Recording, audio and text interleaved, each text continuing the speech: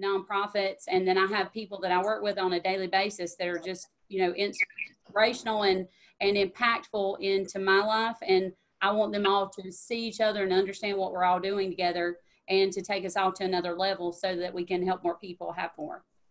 Amazing, Courtney. So in service of everybody and acceleration and what you're creating in the world, right, to have this massive impact and increase, I guess the blending together, right, of profit, nonprofit, of creating ecosystem merging and finding new ways to define and share in value. I think that's like what we're talking about, looking at. And for people that don't, or like not clear on that, we're not going to go through every distinction, but all business is done, all giving is done, all life is done about the exchange of value. So there's like value in nonprofits and value in profit business, obviously, that is mutually needed. And the more creative we are, the more we integriously look to build ecologically viable, sustainable systems. A friend of ours, David Gonzalez, that's a phrase I've gotten from him, right?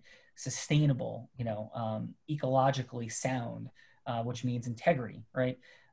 Like your pipes have integrity if water comes out of the faucet. They're not like lying if it doesn't. It just means there's something broken. So integrity doesn't just involve like truth telling or not. Integrity involves the strength of systems. And I think what Courtney's really exploring and taking to a beautiful new level is the concept of influencers influencing influencers to merge ecosystems for 1 + 1 = 1 trillion relationships to make the world an even greater place. And those aren't just words. Like influencers coming together to influence one another, to put things together to add more value. That value creates leverage. So it's not like 1 + 1 = 2. It's 1 + 1 = 10, 100, 1,000, 1,000,000, 1,000,000,000, 1 trillion, right? To make the world an even better place. Like that's what's present here. Incentivizing the right conduct. Final. I've had the privilege of being on the board of Idea Lab New York, serving with Bill Gross on that board, who many would call the most successful entrepreneur in the history of the world, at least quantitatively, with 7 $0 to $1 billion exits for companies that he started. And what he said was that the way we solve big problems in the world is by creating the right financial incentives. And I sat back about it and I thought, like, yeah, if like there was a financial incentive for people to remove plastic from the ocean, or as Bill is working on, to remove carbon from the atmosphere, like a financial incentive to remove carbon from the atmosphere, we solve big problems a lot faster than telling people what not to do. So I think what's present for me in this work is how do we create the appropriate, integrous financial incentives with amazing people and behavioral incentives to make great things happen. It starts with our heart, but we got to create integrous structures to keep the action moving forward. Now, Courtney, I didn't go over that with you. Like, how does that align or land for you, what I've just shared? I love it because it's exactly what I'm saying. It's just bigger words, is that connecting for-profits to nonprofits, we can stop focusing on money, and that at the end of the day, the nonprofits can focus on their mission and the for-profits can focus on helping other people. And when you don't focus on money, money comes. So that's just, yes, I love it. I love exactly what you said. Awesome. So Courtney, and for everybody here, the way we've been starting these sessions has been, and we've had incredible people on, tremendous accelerations, is everybody taking, 20, max 30 seconds to intro yourself in a simple model, like 1, 2, 3, 4 steps. Because if not, we could, be here for hours, which would be beautiful, but I think that's not keeping time integrity. The 4 steps are simply your name, where you're coming from today, what it is that you do. Simply like Courtney, what Courtney does is, hey, I'm a person creating financial differences for business owners and people while marrying profits and nonprofits together to make the world an even greater place. Like that would be the nice, long sentence on what Courtney's doing in the world. So that's the third piece, is like, what are you doing in the world? And like one nice vision statement like that. And then the fourth piece is a fun fact. Like a fun fact is when Courtney says, well, it sounds like, well, that would be like a fun fact. And the fun fact would be like we talk about it. I'm kidding, of course. But a quick sentence, not a story. right? Fun fact is I'm from New Jersey, and I probably sound like I have an accent to all of you. So like that would be a fun fact. So quick one snippet. So Courtney, you want to start by saying a name of a person and letting them go through who they are, where they're from, their kind of one sentence mission, and quick fun fact. Well, we'll go in order. Crystal's beside me. So go ahead, Crystal. Hi, I'm Crystal Robinson. I'm in Dallas, Texas right now. I'm an ex-professional athlete who really would like to use their story to impact the world and change to people who are a lot like me. Fun fact, my friends call me C-Rob. Awesome. Crystal, it is a pleasure to encounter you once again, and your amazingness. Thank you. All right, Bryan. Go ahead, Bryan. Hey, everyone. My name is Bryan Repple. I am from Orlando, Florida. And what I do is I believe in wealth strategy so people can stop paying and transferring wealth, and they can have more finances for themselves in their future. On top of that, I'm involved in the health industry, so I believe in combining health and wealth together. Fun fact, my entire family lives on a lake in Orlando. So my parents are on one side of the lake. I grew up on as a child. My sister and her family live in the middle, and I live on the other side of the lake, so we're all together there. Awesome. Thanks, Bryan. All right. Hey, everybody. Ryan Howard. I'm from West Monroe, Louisiana, and I am a VP in supply chain and logistics software and do business development on the side for other organizations. And a fun fact is, so my sister is Cory Robertson from Duck Dynasty. So if anyone's seen the show Duck Dynasty, we all live about 3 minutes from each other. So I'm on what Phil calls the yuppie side of the family. So he said those boys all moved up in the neighborhood and turned into a bunch of yuppies. So I love it. And they have 37 people, I think, that live on that compound. So there's a good bit. Yeah. Yes. Adrianne? Hey guys, my name is Adrianne. I am currently based in Fort Worth, Texas, but I'm from Hobbs, New Mexico. Recently retired and just became the face of a global nonprofit organization. And I am here to learn as much as possible. Welcome. Fun fact? You got a fun fact, Adrianne? Oh, fun fact. Yeah, I'm probably going to move close to Bryan and his family and live on a lake as soon as I figure all this out. I mean, that's all I could think about. I was like, wow, that's goals. So that's all we got. Irvin? Hello, everyone. My name is Irvin Burrell. I am the CEO and founder of Burrell Management Services. What we do is we try to brand and market individuals, try to give the sixth man a starter opportunity. I always like to look out for individuals who feel they can't try and accomplish what their goals are. So I try to do that the best way I can. Now that I'm partnered up, I get to do some things on the international side and help. So, fun fact, I like to stay in shape because I have nieces and nephews who are trying to beat me at some sports. So I tell everyone they can't beat me. So I have to stay in shape the best way I possibly can. Adrianne, what's your sports background? Basketball. Cool. Awesome. And they're trying to beat you at basketball? Basketball, track, everything. Tennis. So I have to try and stay in shape the best way I possibly can. All right. Well, it's a pleasure. Teaspoon? You're muted. Can you hear me now? Yes. Excuse the raspy voice. My name's Teresa. Hello to everyone. I'm from a little place called Pineland, Texas, about 882 people. I'm pretty safe away from coronavirus. And I'm actually a player development coach in the NBA for the New Orleans Pelicans. And I think the thing that I like the most about the job that I have is I have an opportunity to help lift guys and young women as well, to deal with a great deal of confidence. And also I get an opportunity to see the results. And I think that's the most important thing as a player development coach, is allowing myself to see the results. And the fun fact about me is my name is Teresa Weatherspoon. You take the T from Teresa, the end of spoon, and my nickname is Teaspoon. Todd?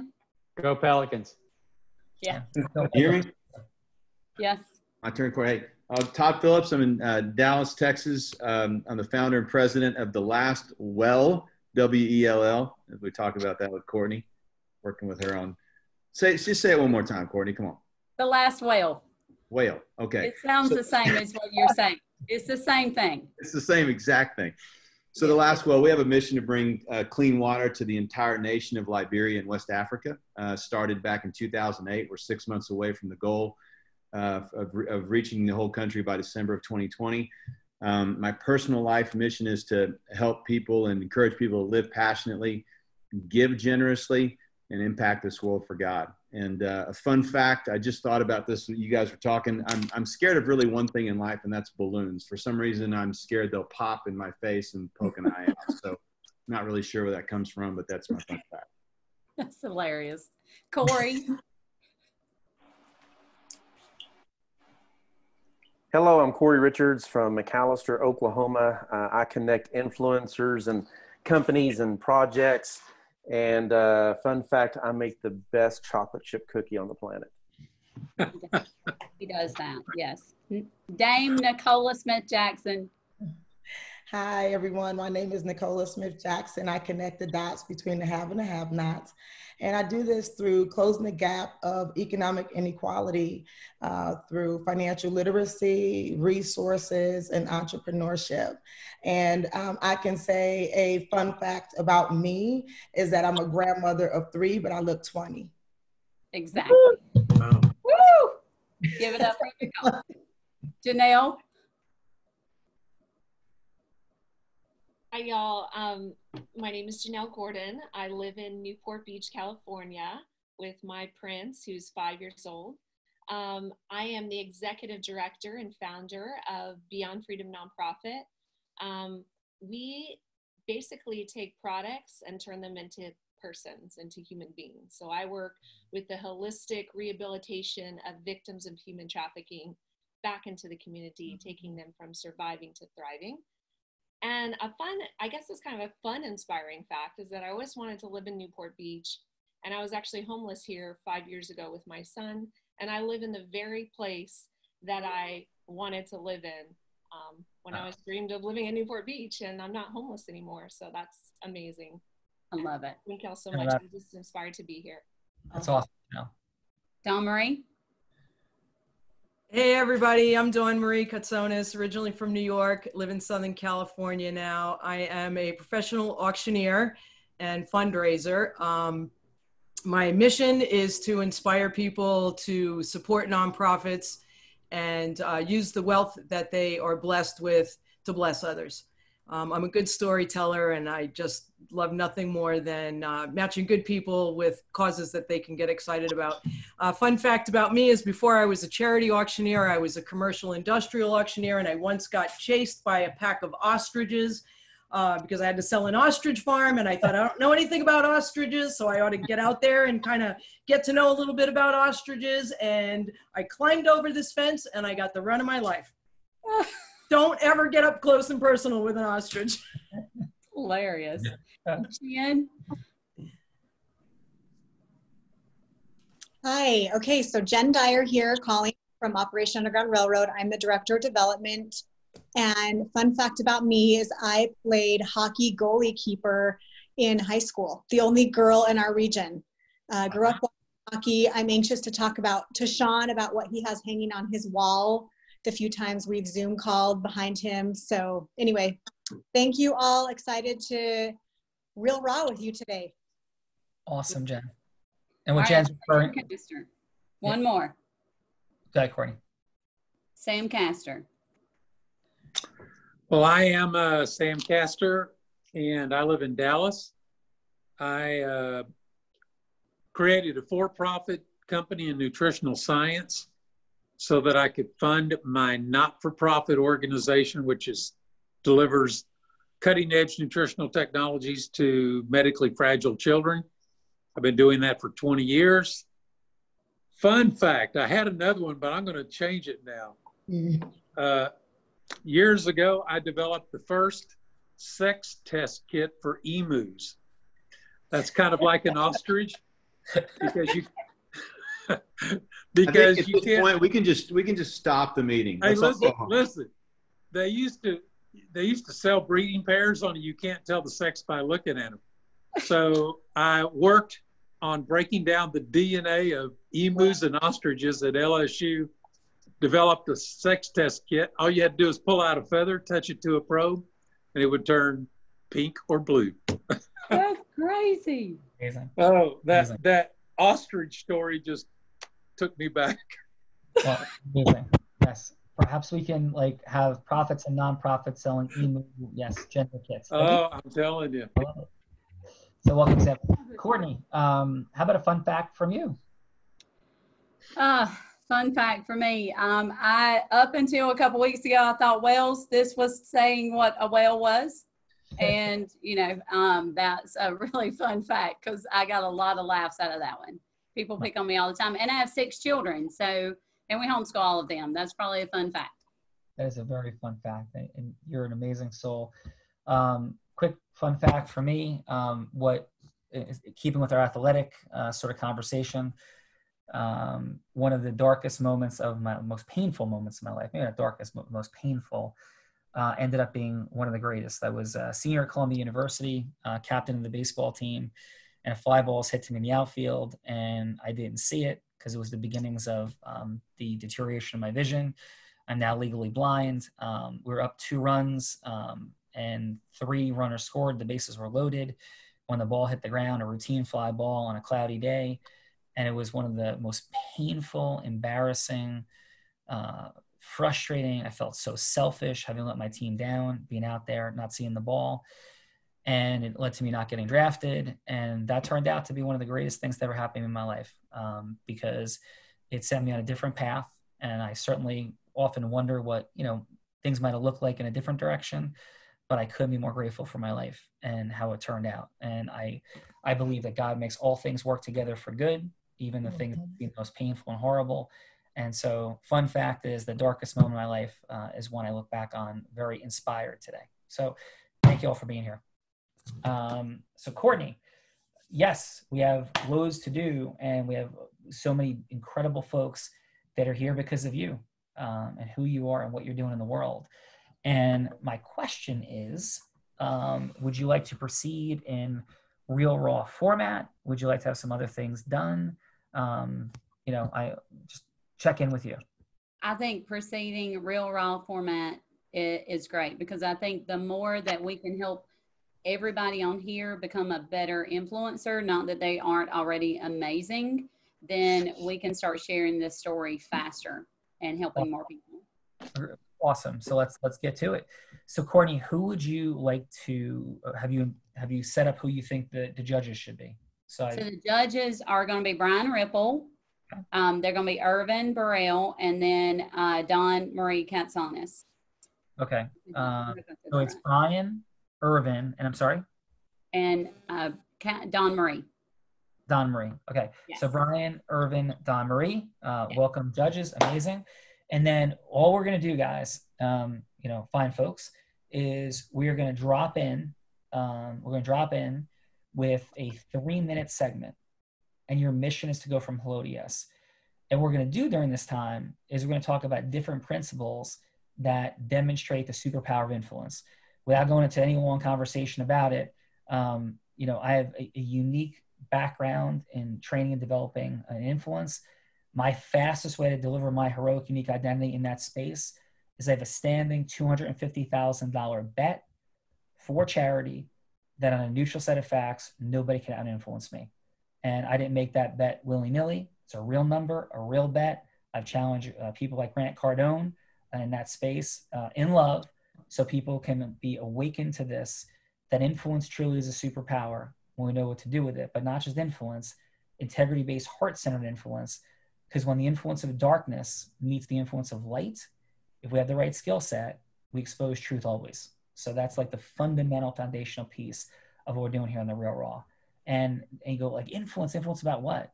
Raising money, selling, marketing, leading, coaching, teaching. All of these things are the same thing. Like they're communicating a concept, having accepted by another and acted upon. And that's how the world gets built and made.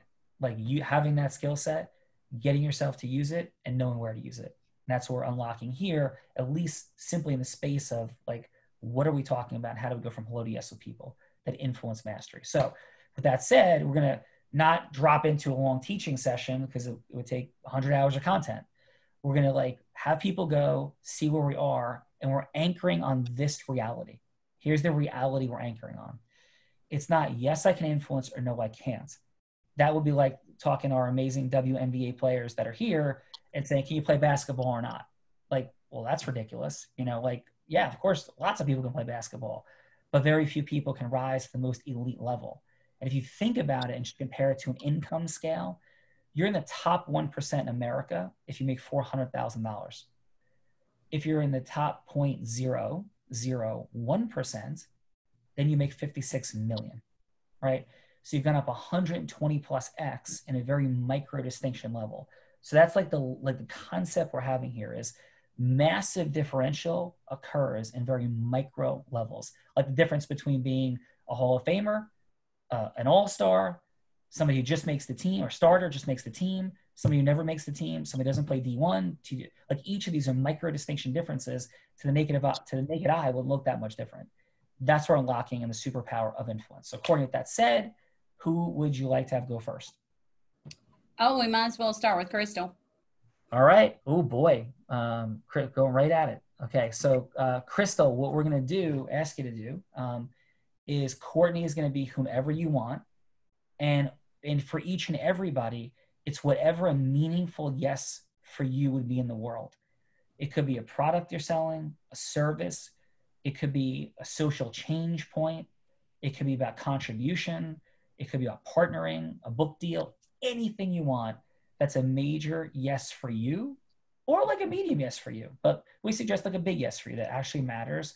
And Courtney could play herself or anybody else that you want her to be. We've had people select Donald Trump, Oprah Winfrey, Tony Robbins, you know, all kinds of different people to communicate with. So Courtney will be anybody you want on any topic you want.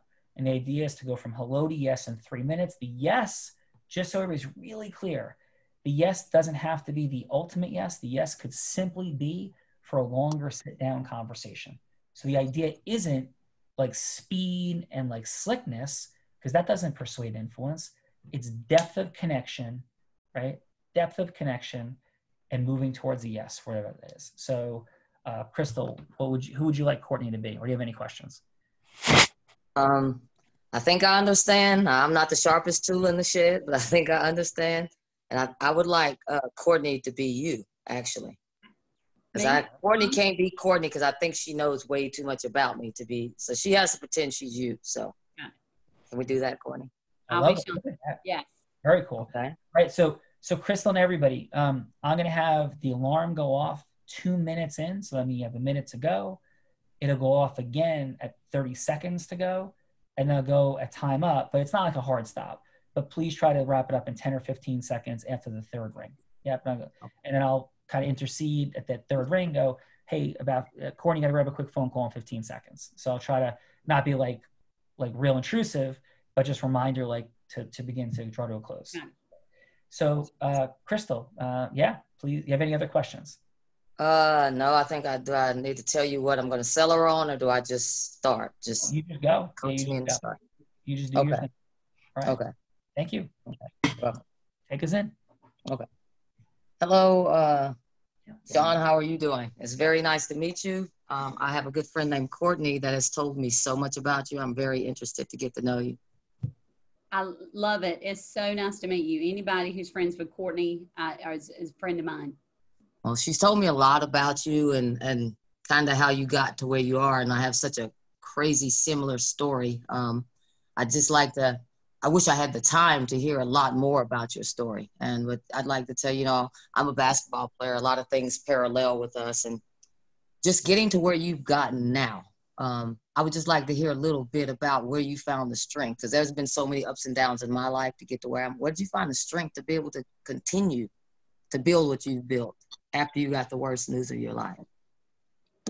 Well, honestly, it was, I had to move forward. I had 2 kids and, no matter what, I had to figure out a way to continue to make money. And, I figured out that I still had skills, massive skills that other people did not have. And instead of, I didn't have a vision, but I became unblind. I could help people that could actually see. I could help them see what they did not see. And so that's what led me, is that I could help more people, but just in a different way. So I led my focus onto something else.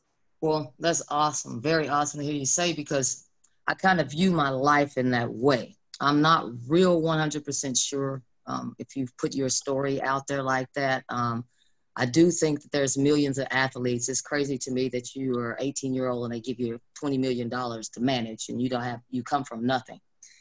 I think my story and your story parallel so well, and this is why Courtney put us together, that I'd like to have the opportunity to share some of my book with you. And I think that together with what you know and the influence that I have in today's sports, I think if we could find a way to do something together in the form of a book or a platform, I think that that's something that we could knock out the box.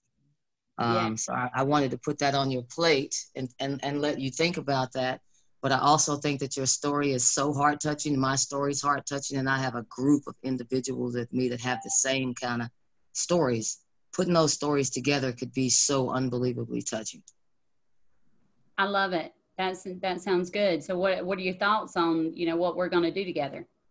My thoughts on what we're going to do together. I have big dreams, I'll tell you. It would start with the book first, but then it would be, I don't know if you've seen this show called The Wood.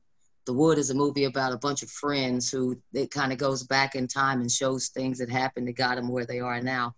I think it would be a crazy platform for us to have the opportunity to write a book or have some kind of pilot or a movie that showed different people from different lives with different backgrounds, but how he beat his struggle, I beat my struggle, Rusha beat her struggle, but all of us can if we find the right way and make the right decisions and operate from the heart, from the right kind of love. So I know that I don't have a lot of time to make this pitch to you, but I do think that if it's something that we had a lot more time to spend time with and I could really present my whole picture to you, I think you could see it.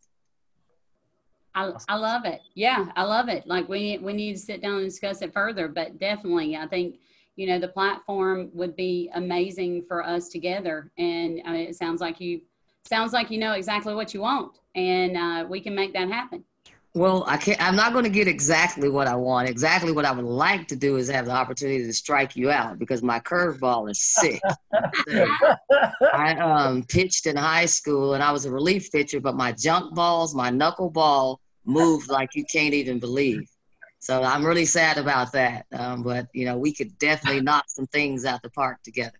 Well, I do have some peripheral vision. So, I mean, I might could, Courtney, wait. Okay, I'm sorry. I almost went back to Courtney on that. I was like, you scored 4 points. You don't count. So we're out of time, but let's jump in on this, Crystal.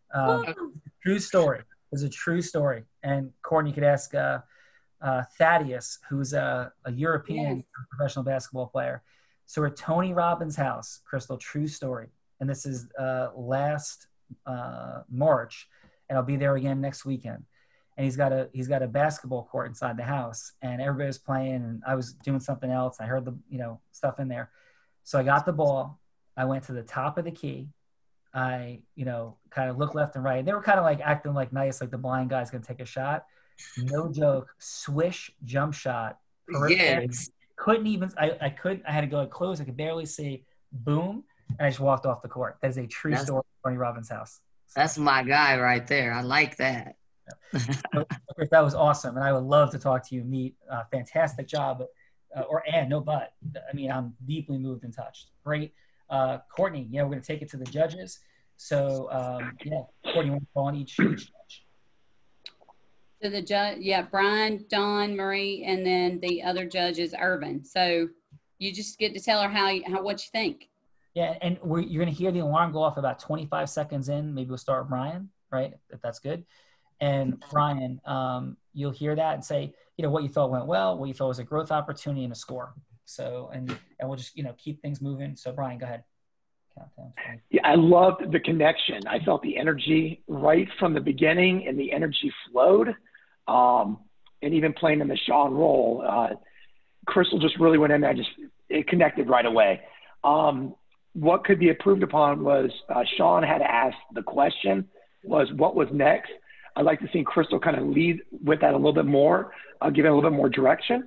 And overall score, I'm going to go with an 8. I thought it was great. Beautiful. Irvin, what do you have? I think Crystal was good. She did very well in far as initiating. She was very respectful of the time, supportive. She definitely was allowing to keep – she asked open-ended questions. She geared it towards where she wanted it to go. But definitely, I think that the only thing she did lack was the fact of opening it, directing it, but saying what she wanted as well, the agenda on hand. But I'll give her a 9. Excellent, Irvin. Thank you. And DawnMarie? Yeah, I thought it was awesome. I loved how you acknowledged the connection and the network, how it was that you got to Sean. You acknowledged his success right out of the gate. You were yourself open and vulnerable. You remembered Sean's story. So you honored his most significant life event, which was a big deal. You got Sean talking instead of talking at him. You actually got him talking. You built rapport and then circled back to the why of why it was that Courtney saw the value in your project enough to put you in touch with Sean. You had the guts to share your dream. You referred to a story. You used humor, saying my curveball is sick. I thought if there was anything that could have been improved upon, it would have been to look for a testimonial, like state a testimonial of a child or a person whose life has been influenced by your story to create an emotional hook. And then look for a sort of a next step to close the deal. Like, does this sound like something you'd be interested in or be willing to hear more about? But I thought you did an awesome job, and I would totally give you a 9. Awesome. And DawnMarie, by the way, yes, you've been one of the few people, this is straight up from me hearing your story, one of the few people on earth that I would walk into the arena with to have that influence off, and I'd be like, this is not going to be easy. Like, you are straight up rock star. And I mean, like, I analyze communicators, influencers. The job you did, I saw you do at Operation Underground Railroad. I was like, wow. Like, thank you, Sean. And I have like an analytical science to break down everything you did, which I'm sure you do too. And I was like, this is world-class insanity. So thank you. Yeah, thank you. That's very touching. Thank you. So yeah, Crystal, I thought it was amazing. I'm not going to drop in and like analyze everything, but I'll just share a couple quick highlights. Your congruence, your, meaning the alignment of your words, your vocal quality, your body language, your fun energy, your, acknowledgments has been said. Absolutely phenomenal.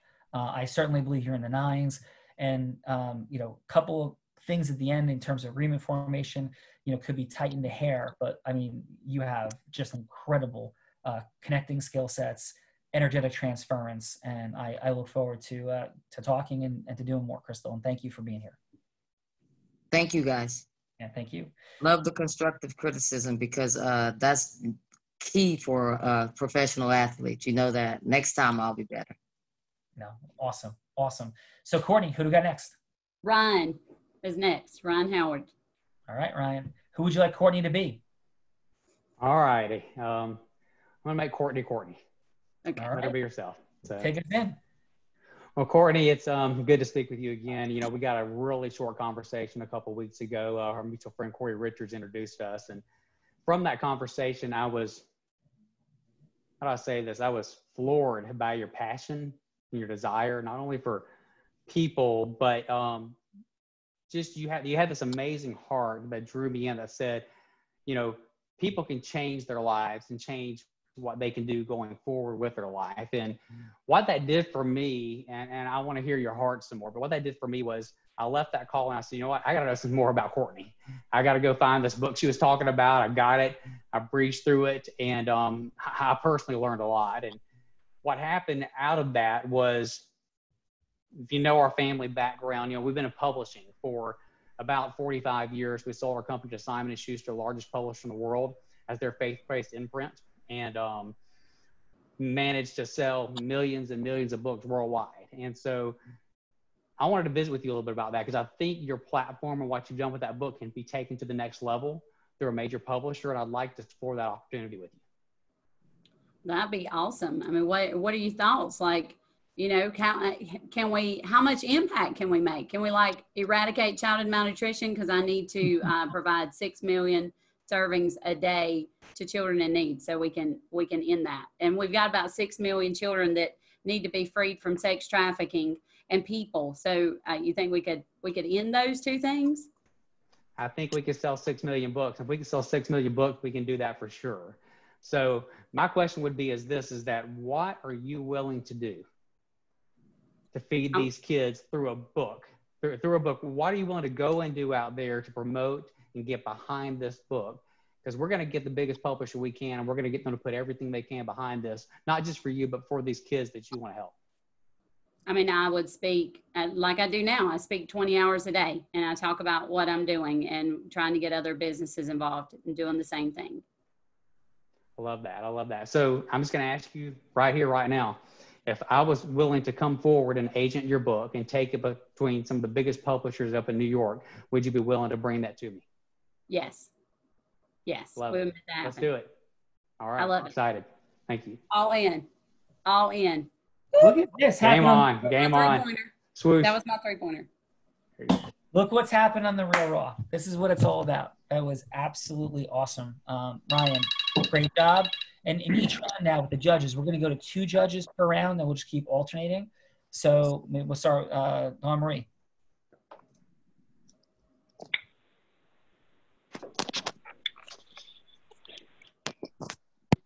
DawnMarie. Oh, you're muted, DawnMarie. Just talking away. All right, there you go. You can always There we tell go. because I talk with my hands, right? So it's always There you obvious when I'm talking. So I thought that your reference to the connection to Cory was very good. And I especially liked how you acknowledged Courtney's influence on your life and said that you read a book, for example, that she recommended to you.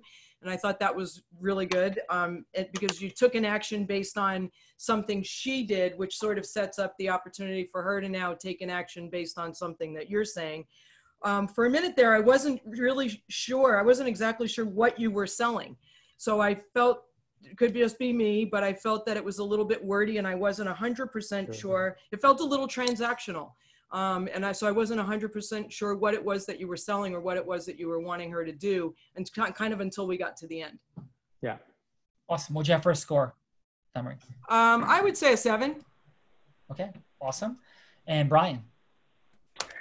Yeah, I'm gonna very similar from DawnMarie. I liked the recognizing where we met, and then the quote of the line of saying people that change lives, and you requoted a statement that she made. And I love that just because you remembered something specifically from her. So I saw that influence that you were trying to gain. I wish I would see more energy, connective, more congruency. It was I think a little wordy from the beginning. I really didn't know where we were going, but you got to agreement formation at the end. And then going where Courtney wanted to change lives and your ability to do that with book publishing. Sorry, I have a raspy voice as well. Overall, I got to the agreement formation. I'm going to go with a 7 as well there. Awesome. And I would say just real quick, and we'll start the next round with Irvin, which keep rotating 2 judges each round. I would say like just the pausing, so when Courtney's like, hey, can we impact 6 million, can we save 6 million children? Maybe a pause and be like, Courtney, how are you going to save 6 million children without having the right book, getting your message amplified? Like a question, like Sure. a pause, a boom, like, so your certainty, like there's something called hierarchical primacy in communication. I'm not going to drop in deep on it, but in any communication, often the person being sold to, influenced, feels a state of hierarchical primacy. Like, okay, pitch me, right? And reversing that in integrity. So it's like, if somebody goes, hey, so what's your pitch? My first statement to gain hierarchical primacy is, I'm sorry, thank you, but I don't pitch. So I don't pitch anything. I have something to share. I don't pitch, and I wouldn't waste your time pitching you. It's like immediately disruptive. And then I move in and shift energy. So like those disruptions, those blank spot scotomas are critical, but excellent job, Ryan. And very impressed. That was super awesome. Like I'm like, this is what the Real Raw is supposed to be, is what's occurring here. So fantastic job. Courtney, what do you got? Who's next? I thought it was good. So we got a next person. What was your score? What was your score, Sean? I go an 8.5, but being clear that an 8.5 in income, like I always think in that scale, an 8.5 in income in the U.S., you're sitting about somewhere in a $90,000 income. A 9.9 is $400,000. So as we rise, there's like exponential differences grow. So I just always put that in place. The difference between a 5 and 8.5, 50th and 85th percentile is the difference between $50,000 a year and $85,000 a year. Difference between a 9 and 9.9 is difference between 400,000 and 1.7 million. So as we go up the scale, exponential increases occur. You know, and I think of that as professional athletes and celebrities and entertainers, like that, as that like funnel gets smaller, you know, the exponentiality in differential grows, the impact, the value of it. You know, Tony Robbins often says, hey, who's the fastest man on earth? You know, it's like Usain Bolt. Who's the second fastest? Unless you're a track fan, you have no idea. You know, who won the gold medal? We know. Who was second? We don't. You know, like, so there's this massive differential at the top. So, you know, 8.5, Courtney. Love it. All right, Teaspoon. Yes. Courtney, I would like for you to be Mr. Plank, the owner of Under Armour. Got it. All right. That's me. Big game right here. Yeah. Take us in, Miss Teresa Witherspoon. Yes. Mr. Plank, it's such a pleasure to be able to talk to you today. I've read a lot about you and know a lot about you and how you came about with creating Under Armour and how tough it was and how things started out for you when people thought that you actually had a full line and you really didn't. You were actually selling out of your car and making sure that you made sure that you were completing all orders when you really didn't have a lot to make all those orders, but you happened to complete them. I really would like to know how you were able to do that and then build the empire that you built with Under Armour, because I've also created a line of my own. I would just like to kind of hear how that started for you and how did it feel selling out of the car? Did you believe that you eventually could complete all those orders and then have the company that you have today? Well, I knew the vision. I knew what I wanted and what I had to do. And, you know, the whole goal is that, you know, sometimes you have to first see the vision in order for other people to see it. So, you know, instead of seeing it out of the back of my car, I saw that I was in, you know, this massive building and I had hundreds and thousands of employees. And, you know, I saw the mission and I knew that I was going to be a brand name. I just, you know, everybody else didn't see that right in the beginning. You mentioned something that was so important, that you had to see the vision, understand your vision. How was it possible for you to have the others to see your vision, to understand your vision, and then create what you have today? Well, you know, at the end of the day, is you can cast so much, and you know, almost I see things at a different level than most people do. I see what I can do in the world first, and then I share what I see. And then some people are going to come along with me and some people are not. And at the end of the day, that's what my focus has always been, is just to cast the vision of where I thought, you know, where I knew we were going and be certain that we're going to make it there. You know, it might take 1 year, 10 years, but we're going. Well, I know your company also has a major statement, and you were really making a statement of not really wanting to compete with other companies, but you were really putting it out there to show how strong that your vision is and how strong that you truly believed in what you were doing with Under Armour. I've created a line and it's called Finisher, and it has its own name for a reason, and it's a pretty huge statement. I believe in this. I think it's how I grew up, is understanding everything you start, there's work in between, and you have to finish. So the line is called Finisher, and it's start, work, finish. That's really the mission statement of it all, is it start, work, and finish. How do you see that, or how does that sound to you to be able to reach our young people who are truly about the sports world and the sports apparel to this day? And I love the idea. I'd love to get with you at a later date. And, you know I've got to go in just a second, but, you know, definitely love to have a conversation with you about that. I would love to have a conversation to see if we can kind of connect in some way, or you can give me ideas of how to venture out on my own to make sure that I can make it fly the way that I see it flying. But I really would love to have to sit down with you to understand what it is that I can do, because I really want it to be a mission statement to help our young people to grow and develop. You got it. Let's make it happen. Let's make it happen. Let's get it. Woo! All right. Teresa making big deals happen with Under Armour on the Real Raw. Amazing stuff. And let's start with Irvin. Irvin, what do you got? Okay. It would have me rate my sister first, but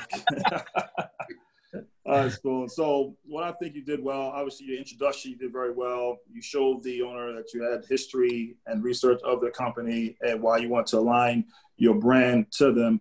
I personally feel that you could have came in, or you should have did the same with your brand to share the vision that you had studying of them with yours. So as you're talking, you know, they can see like parallel to what you want to do with the children or what they've done with Under Armour, so that you can see that they mirror one another. So I think that if you would have shared the same equal explanation with your brand, it would have went a long way. I also think that she established the fact that she didn't have a lot of time. So I think that's when I say you established connection, but you didn't maintain it with the production, with your apparel, with the conversation. Only because she initiated the fact that she didn't have a lot of time. Typically, if you create that interest, I think that that comment is more or less like she wants to hear more and when it's a good time for everyone to get together.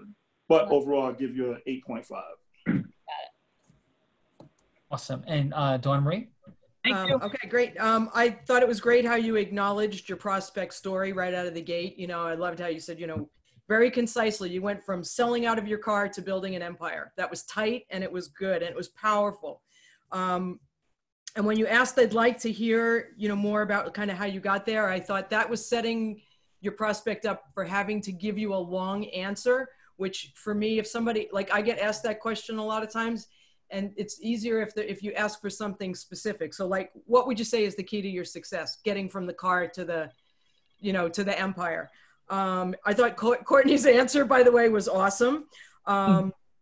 I thought it was a really good question when you asked, how did you get others excited about your vision? That's a often overlooked question. And I think a key that a lot of people miss out on. And I thought that it was great that right before introducing your line, you acknowledged that this person operates from a place of creative mind rather than competitive mind.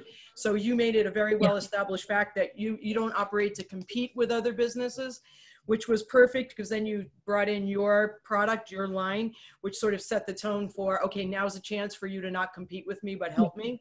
I thought it was good how you tied the story back to your own life. I wanted to buy in that moment. Like right then I was like, I'm buying, like I'm in. And the only part that I wasn't clear about was at the end, if your goal was to just stay in touch, then I would say it was a 10. If your goal was something else, then I wasn't clear on what the next steps were. And what's your number? I would say a 9. Awesome. And I would say on this, Teresa, I thought absolutely outstanding. You know, concur with the judges. I would add this, you know, we talk about step 3, the conveyance of your heroic, unique identity. Your story is amazing. You know, you're iconic. And to step into your share, like after beautifully acknowledging, you know, his background and what he created selling of his car, you know, and appropriately putting something at stake, like where's this all going? The question of like, hey, so what haven't you done yet? Like why do you keep doing this? So there's going to be a reason, right? And that reason is like, hey, can I share a little bit of myself? And then you're sharing how there could be an intersection, like your story, like powerfully your story from like your hero's journey element, from the deepest places that you went, and then you finally thought you were there, and then boom, down again, and then back up again, which is the hero's arc, present times the craziness and how you can solve for some of the huge challenges and desires still sitting inside his heart. So they just bring your beautiful, incredible story forward at that third step after you did the first pieces, super succinctly in the brief time. Say, hey, can we meet further to talk about this? Like, is it present for you or not in agreement formation? So you're really stepping into like your certainty at agreement formation. Like, wow, like this is amazing. I got to talk to this woman more, you know? So fantastic job. You're in the 9s, and there's a couple minor distinctions to like take you into the stratosphere. So hopefully that's helpful. Thank you. Jennelle? Oh, go ahead. Sorry. No, it's going back to you, Courtney. I was just going to say Jennelle's next. Oh, Jennelle. And Courtney, by the way, how did that feel? Because I haven't been checking in. How did that interaction with Teresa feel? Like if you had one word, like how did that feel for you? You know, I love it because, you know, I built my accounting practice from scratch, from home, you know, so, you know, I'm moving into a 6,000 square foot facility a couple weeks ago. It was just, it brought me back to my story. Nobody's never really asked me that, you know, how did you make that happen? How did that work? And how did you get other people to see the vision? And I just ran my mouth until I couldn't run my mouth anymore. And maybe they just bought from me and wanted to be a part of it because I would shut up. But you know, at the end of the day, that's what I just from my heart, that's what I do. And Courtney, really as most of you probably know, Courtney took her business from $7,500 a month in revenue, $7,500 to $250,000 a month in revenue and beyond. And that is just, that doesn't happen. And that trajectory change in the professional services space makes Courtney, to me, possessing one of the most incredible stories, being, you know, a beautiful mom, you know, of 6, like unbelievable story. So that is present. And then we didn't acknowledge that yet fully. And I just want to acknowledge you, Courtney, in that way. Thank you. Thank you. Thank you. All right, Jennelle, it's your turn. Okay. I was just fascinated by, can I like say something that someone's already offered to someone else and try to get that same like offer? Okay. Sure. Yeah. You can do whatever. It's your 3 minutes. You do whatever you want, you know. Okay. Okay. So I know nothing about Ryan, but I want Courtney to be Ryan Howard. Okay. Beautiful. All right. Okay. Take us in. I'm going to look at Courtney though, right? Got it. Okay. All right. Hi, Ryan. Thanks so much for agreeing just to sit down and have a chat with me. So nice to talk to you, Jennelle. I heard a little bit about your story and who you are through a dear friend of mine named Courtney, and I was just really inspired by your passion to use your publishing company to really help change people's lives. Can you tell me a little bit of a background of how you guys really started your publishing company and why you have such a passion for serving this vulnerable population? Yeah, I mean, the biggest thing that, you know, we wanted to do is provide hope and a purpose. And I apologize, my ringing on my phone. I don't know how to stop it. But we just wanted to provide hope and a purpose. And by doing that, the only way we could do that is through written word. And, you know, we started sharing that with people. And so I'm gonna let you talk. So I need to mute you. Yeah, absolutely. Well, thanks so much. Yeah, I believe that the power of media and media in the form of books, publishing, whatever is so profound. And I just love that your family has used this place of influence. You guys are influencers, celebrities. Although I have to admit, I've never seen the show, but I definitely know who y'all are, originally from Texas. But I love how you've taken that platform and used it for good. And I just find that so inspiring. I don't know if y'all's family was rags to riches or what, but was that a little bit of your passion to serve, or were you guys always just, you know, the celebrities you were and always were well off in life? I'm just curious about that.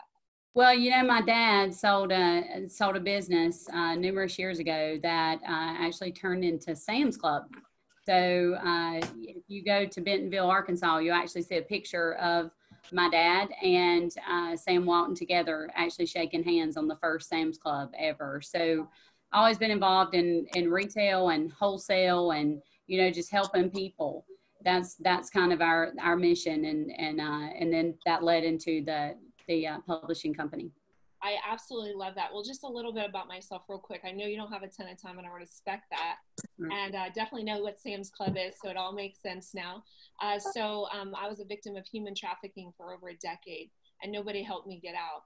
And unfortunately, I had to learn how to go from product to person alone. It was a really challenging time in my life, but I used the power of influence. I used the power of social media to attract the attention of Tony Robbins. He's personally invested in myself, in my well-being, in my rehabilitation, and in my nonprofit. And in less than a year, I took a campus club at a community college, turned it into a 501c3, had no money, raised $50,000 at Business Mastery, thanks to someone in our circle called Callagy, and used that money, just that money, that's all the money we've ever had in the year and a half, to already have rescued 20 victims and got them into schooling, into jobs. And now I'm personally coaching roughly 100 women. They come and go, they circulate. And I've got my message out to several 100,000 people through YouTube, through Instagram, through Facebook, through LinkedIn, on no budget. And I did this all while being a single mom to a 5-year-old, working on my education. I'm working towards my BA, building a for-profit business and the nonprofit. So I wrote a book in a day. even with traumatic brain injury. And I spoke my book, and I've been dying to get it published because I feel like if I get this book published, I can show other survivors of human trafficking, of domestic violence, of anything, that you're not your past, and your pain can really be your greatest platform and can be your power to serve the world. So would that be something your publishing company would be interested in partnering with? I'd love to talk with you more about it. I've got to take this phone call, but yes, definitely let's get together. Okay, thank you so much for your time, Ryan. I really appreciate it. You're welcome. Okay. Beautiful job. We turn to Judge in a second. I want to share, though, thank you for one of the most fun and meaningful experiences for me of 2020 was being in Deer Valley. Thank you to Courtney, with Fernando, Mona, yourself, and Prince, and finding snow and having Prince throwing snowballs off the car, and him experiencing that, me experiencing that, us. It was amazing. So thank you for that, Jennelle. Yes, thank you for that as well, Sean. So yes, Bryan, what do you have for Jennelle? Yeah, Jennelle, I really enjoyed. I like the question asking, really getting understanding Ryan's family, the history there. I wasn't quite sure where you were going with the ask or what your mission was, but as soon as you got into it, you pulled me forward. I was thinking, am I writing a check? What's the ask? The passion just lit up out of you, and the life that your story, and then the life you're impacting, and then when you start just dropping your facts, your what you are accomplishing in the world, absolutely amazing and beautiful. I wish I would have known a little bit more up front, just a little part of tying in because your mission probably aligns so much with Ryan's family. And so that's only, but you had me pulled forward from my seat here, and beautiful. Score, 8.5. Awesome. And Irvin, please. 5 seconds. He's muted. Muted, Irvin? Irvin is muted. Irvin. All right. You want to go with DawnMarie? Yep, DawnMarie. Absolutely. It's kind of a shame that Irvin isn't, maybe his sound is off or something, because Jennelle and I talk on a regular basis. So I was really hoping she'd have the opportunity to get some feedback from him. But again, I thought it was great. Every one of our presenters today has acknowledged the connection. So the way that they got there, which is always a good, just an instant, easy way to build rapport. As I wanted to kind of, something that came to my mind immediately, which was something I learned just a moment ago from Sean on our last presenter, which is why are you still doing this? Why do you do this work? As a way to kind of connect that person to why it is that they show up and do what they do every day. So it sort of connects them to their heart instead of their head or their busy schedule. But I thought that, your story is so powerful, and I think that you tell it so honestly, and I think that is very disarming to people, because you do tell it so honestly. So it really it just cuts through so much.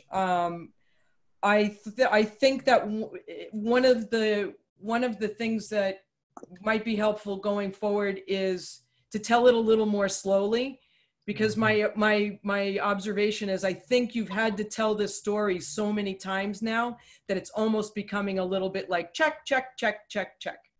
So to just kind of slow it down, give it a chance, give your story a chance. It's a lot of information to sink in each piece, so that each, kind of like Sean was saying earlier, the pause, say it, and then let it sink in, and then say the next thing and let it sink in. Because you're going to touch people on a very, very profound level. And there isn't anybody that hears your story that shouldn't want to help you in whatever capacity that they can. Okay, thanks so much. Yeah, I was. What's your number? Nervous. On 8.5. 8.5. Yeah. Hold on a second. I'm sorry, Courtney. I apologize. I apologize, everyone. I apologize. My son called. He has a camera on. He's pulled over by a police officer, so I was looking at the scene. So I apologize. You're all good. You're all good. You're all good. All right, and you, I would be remiss in a moment like that coming up. We had a chat with Crystal about this, and appropriate, not appropriate, you know, just from my heart, I am sorry, you know, that we live in a society of systemic racism, as well as gender bias. That's like objectively proven. It's not subjective. You know, the studies on IAT research from Harvard that deeply goes into the dynamics that are fully present in our society and culture, even unconsciously. And that would include like everybody here, right? So in addition, I have a unique background and perspective. You know, my ex-wife had 2 biological children from a prior marriage that are African-American. So I have 3 biological children that are Caucasian. I have 2 that are African-American. And the differential, and they went to 2 different schools. And in fact, my stepchildren went to a school in just a slightly more advanced socioeconomic school system, just 1 town away, but just slightly more advanced. And the things I experienced and saw were mind-boggling, from the teachers, from police, I had a police officer one time that came to the house for an issue related to one of the kids, and they looked at me and said, "What are you doing here? Like, what are you doing here?" Like, that happened, you know, and I have 100 more stories like it. So my heart goes out. I'm sure that was incredibly, you know, attention grabbing, charging, even scary, Irvin, and I hope all is well. So I just wanted to appropriately acknowledge that. Thank you. I appreciate that, truly. Yeah, thank you. So, yeah, Courtney, Jennelle, real quickly, if I could. Yes. Based on DawnMarie's awesome feedback and Bryan's, something became present for me. I've heard you present a number of times. Your story is incredible. You have so much energetic transference. And yeah, I think we're onto something here with what DawnMarie was saying. Is I think when you start telling your story, it's so unbelievable and you have so many facts involved. You know, I would almost start with like, what's the one sentence that lands? Like, I was sex trafficked. Got it. Right, but I wasn't kidnapped. Okay. I was lured in. I represent a different population. Got it. Okay. And I was beaten. I had brain damage. And I'm here to demonstrate that there's another side of all of this. And my mission is to not only free people from sexual slavery, and sex trafficking, but to support people in coming back from it and living their life. And I'm not all the way there, but I'm living my life, living in my house that was a dream when I was homeless 5 short years ago. You know, maybe that took 20 seconds. Yeah. It's not your perfect story. Yeah. You know, there's a lot more to do. And I have my son, like, but it's like, I think that encapsulates like the power of who you are. Okay. And the journey of you. Does that make sense or no? Well, it helps so much. And I would love to run my TED Talk by you because I've just been having so many issues with these, like trying to get it, like. Jennelle, I'd be happy to support. And yes, helpful. I'd be very happy to support. Thank you so much, DawnMarie, Bryan, everyone. I got nervous about time, but sometimes it is redundant because I'm like just sharing it, but like I need to stop and pause. And I love how you just said that, Sean. So thank you very much, everyone, for the feedback. Like almost like you can create everybody. You can almost create like, you know, for me, we went a little bit long in a few different things. And for me, it's like, hey, I believe influence is superpower. And I bet X dollars that I can influence anybody. And it's a standing bet for charity.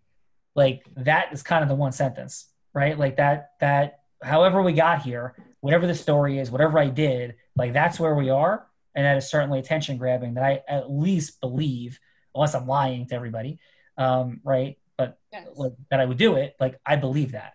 And I've said enough where somebody's going to take me up on it, right? Let's go. But like it's one sentence says an extraordinary amount. And that's maybe like what sentences can we say that say enough in a short like burst, right? If it's, we have 10 seconds, we have 30 seconds, we have a minute, we have 5 minutes. Like what can we say in those windows that reveal the truth of who and what we are? So great job. Courtney? All right, next up we got. Can I just say one other thing? So Jennelle, to that end, like every time I do a charity auction, part of that is a fund in need, and it's the part of the evening when I am not selling anything. There's no trip to Italy, nothing. I'm literally just asking hundreds or thousands of people to give money to this cause. And whenever I do it, so you can imagine as my cadence is very fast. But when I get to that point of the funding need, I totally pull my energy in. I totally ground myself. And I am very slow and purposeful in my pauses. So I come, as Sean said, I come with what's my hard-hitting opening line. So yours is, I was sex trafficked. And you literally just said, so if I were, raising money for your cause, I would say right now, while we're sitting here eating our lobster dinner, children are being sex trafficked. Yeah, beautiful. I wouldn't say anything. I would literally let that seep into people's bones. So let it all sink in. Okay, that's it. Thank you so much. Power of the pause, power of the pause. Yes. We got Sam Castro up next. What's up, Sam? Okay, Courtney, I want you to be you 3 years ago. Okay, got it. Okay, so Courtney, listen, I know you've been struggling with some health issues, but what I've always appreciated about you is regardless of what you're going through, I'm just amazed at the passion you have for making a difference in the lives of others. That's why I'm calling. Because Courtney, I just recently got associated with an organization that is providing a solution to the #1 reason that children die in the world today. And they're willing to compensate people just like me and you for helping to champion their cause. Now, you may not ultimately want to get as involved as I am, but I'd love to show you how you can help me save the life of at least one child. And by the way, this is not a charity program, so I'm not going to be asking you for a donation or anything like that. But I think you're going to find this absolutely fascinating. So how soon could we get together? Because I think we can prosper by simply changing the world together. And I'd love to be the one to introduce you to this program. Well, let's do it now. I'm excited. What are we doing? I'm going to get together with you and explain it all. And by the way, I've got a special treat for you. You're not going to believe when we get together. I love it. I'm all in, and I knew you would be, by the way. Yes. I have this prophetic side of me that knows that you're going to connect. And guys, I have to tell you this, Sam is the reason why all of you are here, because of his vision. So I connected to his vision and I fell in love with what he was doing, and I just followed along. And but he helped me with a lot of health challenges along the way. And so I'm so thankful for him, because if it wasn't been for him, I would not have a purpose. It would just be to make money every single day. And because I have that purpose, now I can go out and help millions and millions of people. So he's the reason why y'all are all here at the end of the day. Thanks. Awesome. So should we get to judge on that, Sam? Good. Yep. So Irvin, are you able to? Yes, I am. I'm good. Again, I apologize for the previous. No, I think Sam did a very good job. He established the intro, a warm intro to the what he was looking for. He was very empathetic. He was receptive to who Courtney was in regards to what he was looking to establish.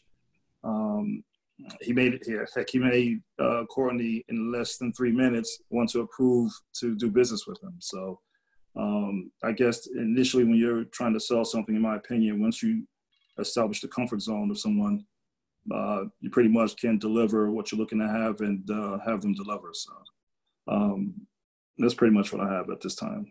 All right. Thanks, Irvin. And would you have for a score? I'll give him 9. Thank you. Bryan? Yeah, so what I appreciate was the excitement going into his purpose in life to help change other people's lives. I wish now, because there was rapport already built, knowing each other from the previous early, Sam, Noah, and Courtney, had they not known each other, maybe had some question asking to see how important that was to make an impact in people's lives. But I love the excitement coming out of Sam, because he knew Courtney would be bought into that vision to make an impact in other people's lives. So knowing that was really nice, and he got right into the close of it. Of let's get together. This is gonna be you're in this deal. Let's go. And he had her ready to move into action, and so love that. Score, I'd go with an 8. Awesome. Yes, Sam, I think you did a fantastic job. Just a little bit of energetic shifting, transferring increases our persuasion. And what I talk about a lot, and this is for everybody, obviously, every comment's for everybody, is being out of our head and not just in our heart. People say in your heart, but like in your body. Like when we're physically in our body, like then we're able to create a lot of energetic and emotional transference and to vary it.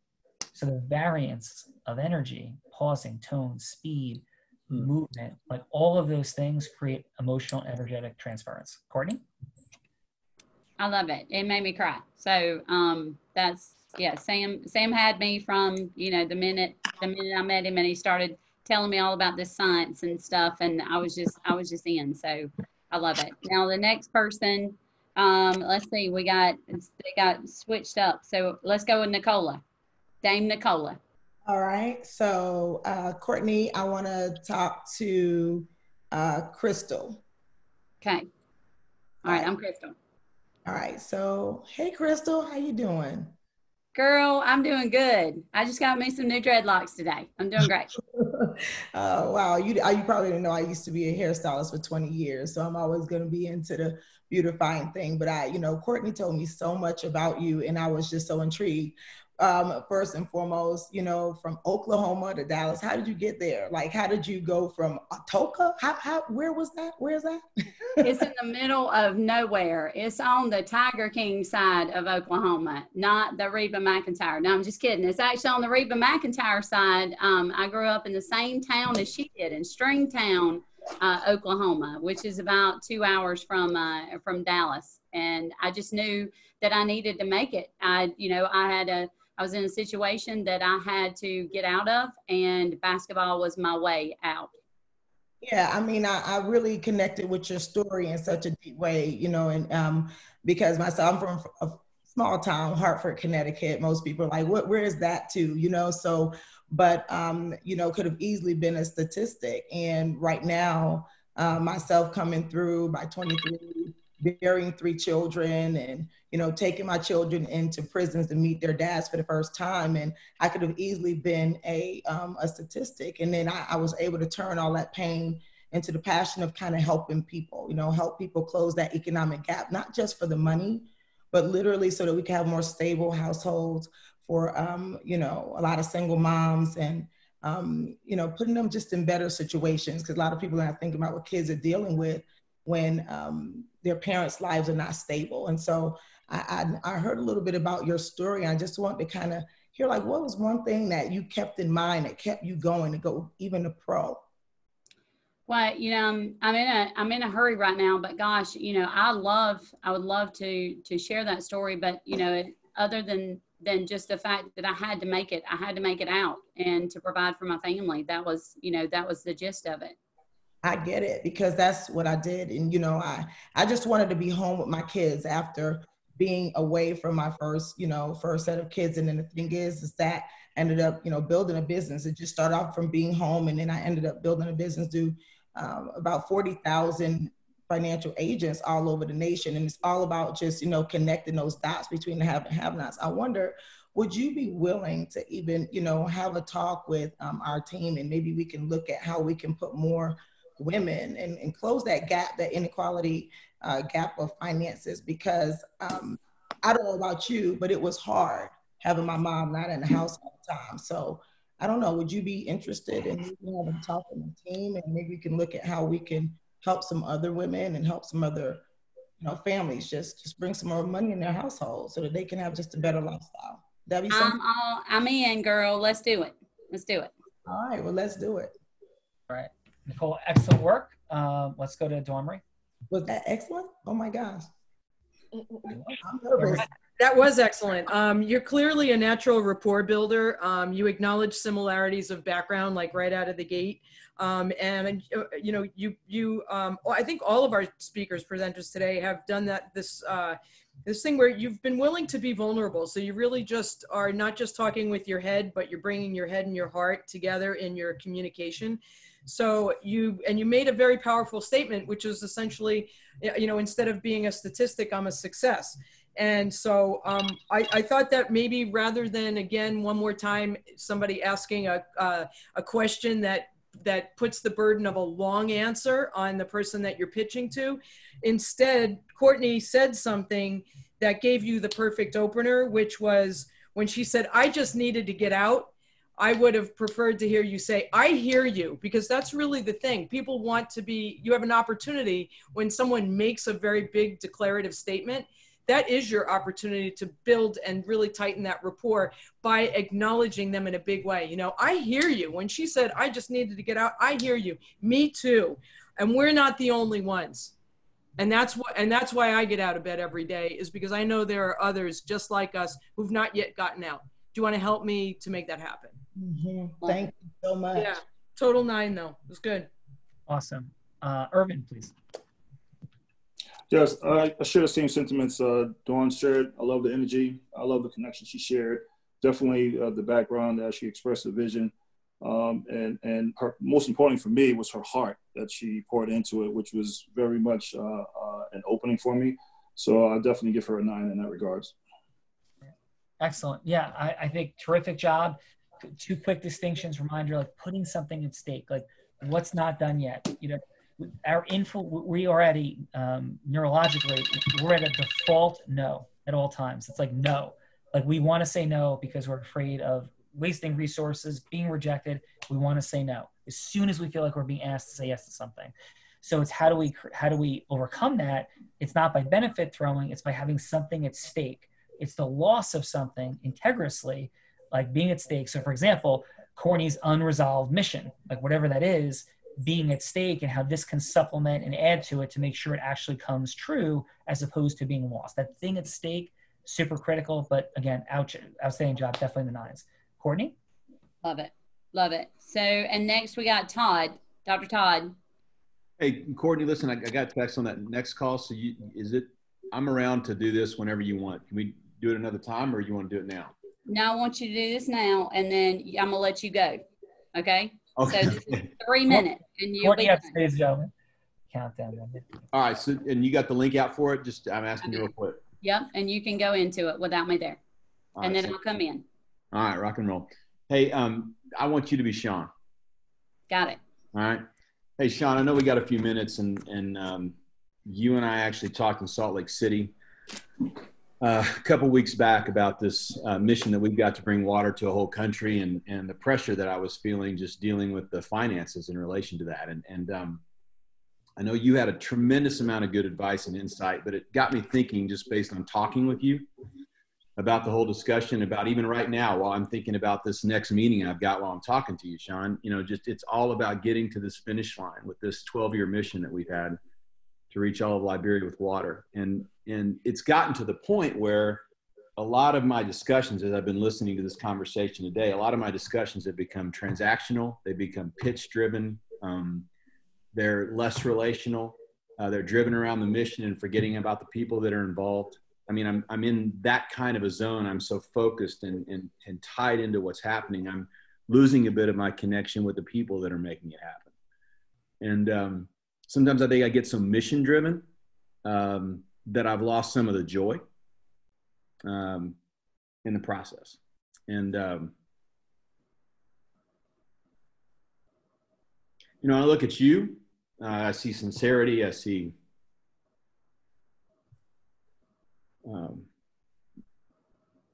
you're very others-centered, and I see some of that where I used to be, and I don't see that as much anymore. And so, Sean, we talk, so I'm just trying to come to you with a question. I know you're busy. I know you've got a lot going on, but I'd like to get a couple hours, and I know I'm asking a lot with that because I know a lot of your hours are valuable, but I'm a quick learner. I'm trying to redefine my why. I'm trying to reconnect with people. I'm trying to reconnect with my passion. I'm trying to live a life of joy again and do that through serving other people. And I got to find that why again. So bottom line, I'm asking for 2 hours. I'm not asking for an hour or 5 hours, but just a couple hours of your time where we could sit together on a Skype call or Zoom or whatever it is, or even I could come up, you know, to where you are. I'd be happy to fly up there if needed, just to sit down with you face to face and try to rediscover that with you. And it's not as though I'm looking for a mentor, but I actually might be. I really need to define that as well. I find myself reading a lot of books, but not connecting right now with a lot of people that are of influence in my own life. And you were that in 20 minutes in Salt Lake City. So that's my ask. Well, man, you have impacted 5 million people in the last 11 and a half years. And I think it's, you know, we got 140,000 left to go to impact this entire country of Liberia. And I think that I've got 2 hours that I can definitely give you. So let's make that happen. I appreciate it. And Sean, it means more to me than you know, that just to open yourself up to that, really. You got it, man. Yeah. So Todd, that's definitely, you know, for real, a yes. And I'll ask you this one question, like, right? Because it's pretty simple, is why do you keep going forward? Truly, like let that land. Okay. Like, why do you keep doing this? Truly. Okay. First answer, true answer from your heart. Right now? Yeah. Yeah, when I started a relationship with God, I jacked things up so much in the 2 years prior to that, and my life went off a cliff, that I figured that even if I'd lost my ability to influence people, I'd lost my platform at that point through those mistakes, that at least I could have an impact for God in some powerful way. And so I leaned into this, what I'm doing now. Okay, that's why you were doing it. Why are you still doing it today? Like, why even today? I'm trying to figure that out, John. That's not true. Why are you still here? Because you're here. Why?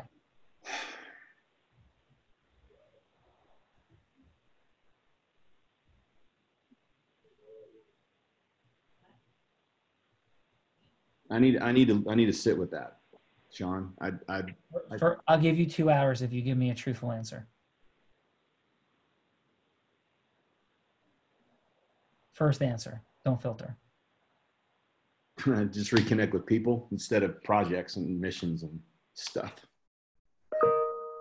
We'll talk more, but if it's for you to save face and complete this and have it be that for you, it's never going to work. Right?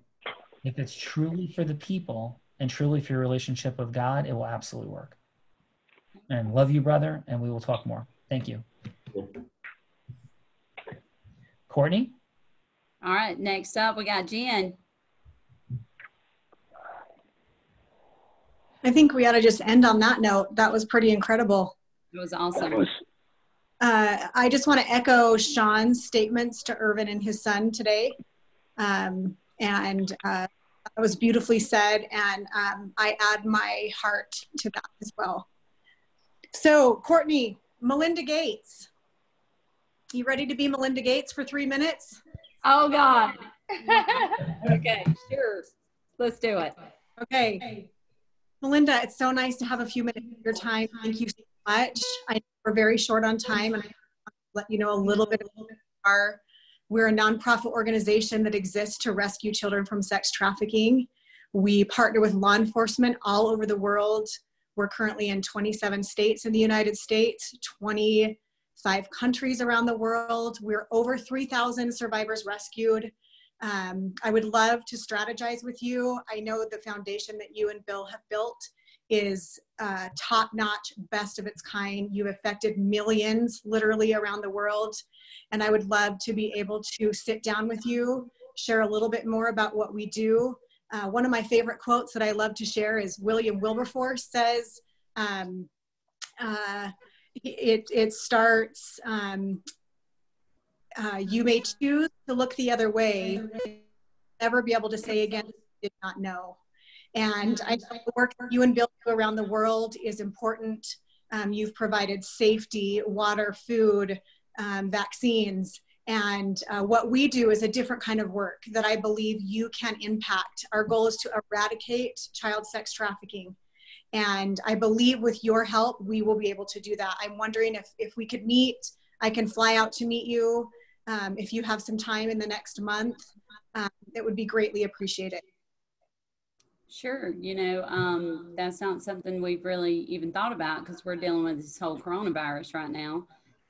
But, you know, definitely, you know, tell me, I didn't know anything about the sex trafficking. So, you know what, tell me about the pandemic of sex trafficking. Yeah, so it affects approximately 2 million children around the world, specifically sex trafficking. We also do a little bit of work in organ harvesting as well as slave labor. It's a multi-billion dollar a year industry. You can sell a child numerous times. You can sell drugs once. So you can imagine how it's such a lucrative business for people. We follow our survivors through an aftercare program. They are asked what their hopes and dreams are, and we try our very best to provide those to survivors around the world. We are not a vigilante group. We partner, we provide tools, software, training, canines, forensic mobile labs to law enforcement around the world in order for them to be able to carry on what we teach them. We know that we're not able to rescue 2 million ourselves, but we do believe with the impact and the power and the connections with those around the world that we will be able to eradicate child sex trafficking. Boom. That was good. Yes, you got it. Great. Let's connect. Okay. Awesome. Good. And Jen, great job. Great energy. Bryan, what do you have? Yeah, I love the opening of really recognizing the time. I think we breeze through that so quick and don't honor, you're talking to Melinda Gates, and you just came right out the bat, recognize her time, and I just honor that you recognize that.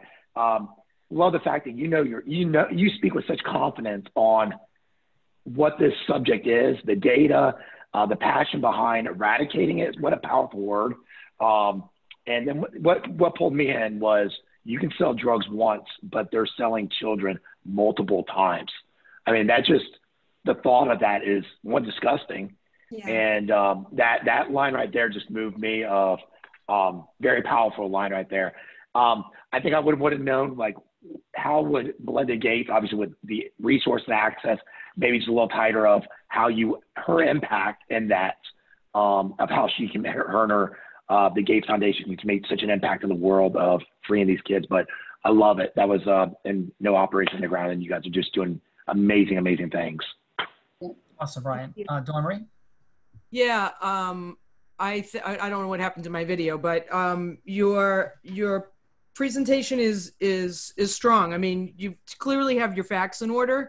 I think a little bit of what happened to me with Jennelle happened also with you, Jen, and that is that the things you guys are talking about are so hard hitting, and you deal with them every day. Now, I will tell you that the day that I sat in the room with y'all in Utah and listened that first day to everybody's stories, I pretty much went back to my hotel room. I had every intention of going out to dinner with y'all, but I was pretty much in the fetal position in my hotel room, like, like a sobbing, weeping mess.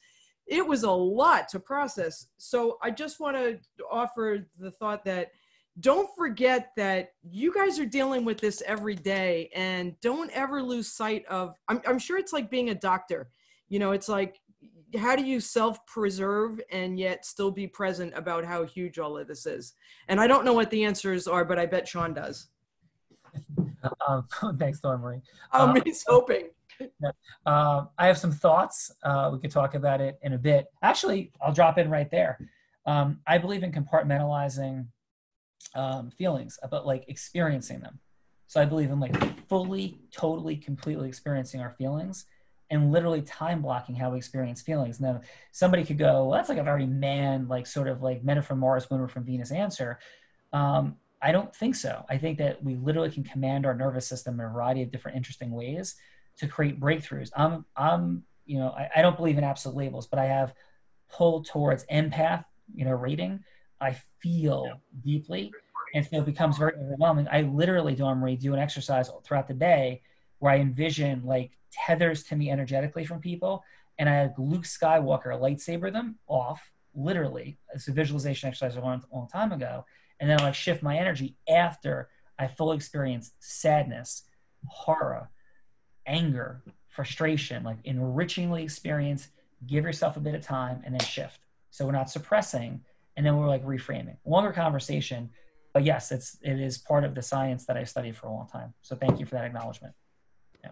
And I would say in terms of Jen, really quickly, that, and I love what DawnMarie said, I agree with all of it. When you think about somebody like Melinda Gates, whomever, a great question could be, hey, so I know you only have a minute. I know you're up to these huge things, ... with this cause. What is it that you look for? Like you're solving the biggest problems in the world. I think that's what your life stands for.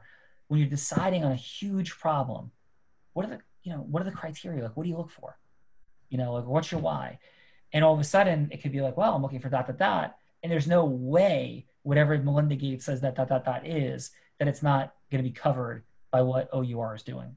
So it's just like presenting what's at stake and like what they're looking for, maybe what's unresolved for them in solving big problems, and realizing there's an extraordinary big problem. And here I am to say, we need your help in solving. So it's at stake again.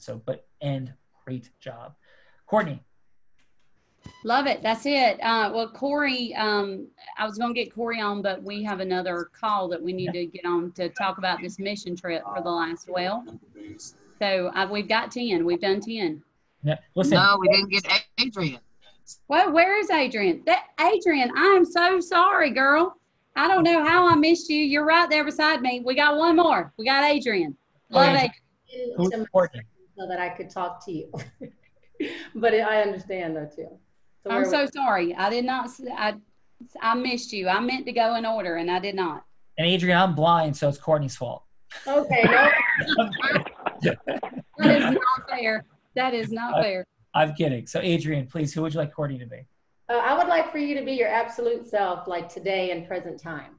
Love it. Because one being that we just met about 10 days ago, but prior to meeting you, I'd been praying and praying and praying on this kind of conversation, and man, God listens, and so I know the time is short, and if 3 minutes is all I get of your time, I value that 3 minutes, and what I'm hoping is that at the end of this, with my story in a nutshell, it's enough to get more of your time and hopefully your heart as well. The first thing that stuck out to me when we first communicated via Zoom, I was like, this woman knows how to make change and make a change, and I was like simultaneously. So that resonated with my heart because I've always got a little and gave a lot, but I was like, I So with that being said, the more I've got to learn you through Unblinded and videos like this, I realized that you're a mother, and that's very close to my story, and it helps me understand my why. So moving forward, I wanted to say that I was recently inducted into the TC Hall of Fame at my university in 2018, and it was exciting and all, but when you're an athlete and you get an accolade, that's what we work hard for. So thank you for that. But the 60% of that was due to what I did. The 40% that stuck out to me that went into that vote was what I've done off the court, which is a lot of philanthropy. I didn't even realize they were watching. So that's the 40% that resonated with me, and I felt that was very becoming of my purpose. So moving forward, a few months after getting that accolade, my mother was diagnosed with stage 4 cancer. And to give you a small background of my mom, she raised 3 children, me, my brother, and my sister, put us all through college. My brother also a retired professional athlete, coached at the highest level, was actually on the Texas Tech coaching staff when they went to the national championship a few years ago. She lost her battle 7 months into it. And it had me asking, okay, what is my why? What do I do next? But in finding that, I realized I keep doing what I have been doing, and it's creating opportunities for kids that in my community that didn't have what I had growing up. So I would always give back little things. I never had a camp, so I was having camps. I never had a mentor, so I was being a mentor. Moving forward, and in honoring your time, one thing that stood out to me most was that we have 2 different privileges. Neither that we ask for. I have a talent with basketball, therefore I have a platform and the ability to make a change in my community. You have, you are a white woman with a great heart, and I feel that if we can talk and find common ground, it will set an example and will allow me to continue doing what I want to do in my hometown. And I'm having a little bit of trouble with that because different beliefs, and I understand that people are processing a lot, and my goal with this is maybe more to get more of your time and figure out how we can do this. I know that my mom could have benefited from your tax expert. I know that I know I've learned a bit about Nicola. Maybe some people in my community may relate more to her. I just want people to open their minds and open hearts and just be a sponge in situations like this, so I continue, so that I can continue to grow forward. I love it. I love it. You got it, girl. You got my time. All right. Excellent job, Adrianne. Great job. Irvin, what do you have for Adrianne? For Adrianne, listen, I've been doing a terrible job all day. Everyone who did their role plays today was excellent. Adrianne, that was a story to be told that you can't even grade that story. You know, I was touched just listening to it. Everyone here who shared their sales stories was doing well. And Jen, thank you and Fawn, thank you for the comments in regards to my son. It's real time when you see it yourself as opposed to seeing it online, you know. But for the most part, again, Adrianne, you did a phenomenal job. I'm not going to give that a number because I feel the story. I share some of that same pain, you know. So for everybody, Spoon, everybody, those are all great, you know, 10s on your parts. I can't grade them. I need help, Sean, and judging. So for the most part, I can't do that with everybody. Your congruence, your certainty, your Zeus power, and in energetic transference is extraordinary, Irvin. And I will never say a word I don't mean. And it's super impressive, persuasive, underlying energy. So great job today. It's been a pleasure. Bryan. Yeah, Adrianne, I felt your story. And you're just going through your mom and hearing what that had to be like there. I can only imagine. My heart goes out. I mean, I live on a lake with my parents, and so my heart goes to you and your family there. I just felt your playful. You had this goddess energy about you the whole time, and it was just you stayed in that goddess. Like Sean talks about the 4 energy sources, and you were just 100% in that goddess. So it was very soft on the ears to listen to kind of be brought into your story and to connect there. So really, I felt it. I'm with Irvin. There's no score. I mean, honestly, it's just I know Courtney, and she's going to give you that time, and you two are going to connect and do amazing things in your community there. So, and I think you recognizing Courtney there and the different backgrounds, but the integrity of that, and then the love that comes through your goddess is just what draws your story in. So, thank you, Ryan. Thank you so much. Yeah, Irvin, Bryan, DawnMarie, fantastic job judging today. Everybody, just remarkable group of people up to extraordinary things in the world, heart-centered, integrity, desire for impact, and mission everywhere here. And Courtney, this is because of you. So thank you. Unbelievable job. And how did you feel about today, Courtney? I know you got to jump, but last 10 seconds. I'm going to lose Courtney already. She's muted. And Courtney's never muted. No, I think Courtney might be double tasking in 2 different. I think Courtney might be literally simultaneously having 2 different speaking engagements at the same time. 2 Zooms. That's extraordinary. So listen, honoring Courtney's time over there. Anybody want to have a quick, Jen? We'll go final. Any thoughts and how'd you feel about today? Did you say Jen, Sean? Yes. Yeah. How was today for you? It was wonderful. I have a whole notepad of notes I've taken from everybody's being judged. Very helpful. So wonderful to hear everybody's stories and just warms my heart. We don't hear this stuff when we turn on the news, and we definitely need more of it. And I appreciate everybody being vulnerable and sharing a little piece of yourself. So thank you. Yeah, no, thank you, Jen. And listen. I now can talk. Yes. Final. Courtney, how was this? I know what happened. I was just saying it's amazing when we can all connect together because we can be so much bigger together, and it doesn't deteriorate anything that we're already currently doing, and we can help so many more people on such a higher level when we're together like this. So I love it. Yep. And final. This is a real raw. This is Unlocking Influence as a Superpower. We're on 8:30 a.m. Eastern time every day with our huddles, which are designed to drive forward, people's general learning about the formula. And most importantly, Courtney's 10 by 10, that drives forward accountability, counting things that help people do good, add more massive value and have more money, time, and magic. Literally counting of things, ecosystem merging, speaking engagements, sales meeting sales, disposable income, contribution, revenue, counting things, driving it forward by creating that mutuality we talk about here. Everybody have a beautiful day. Thank you. Why Wednesday? Go get it.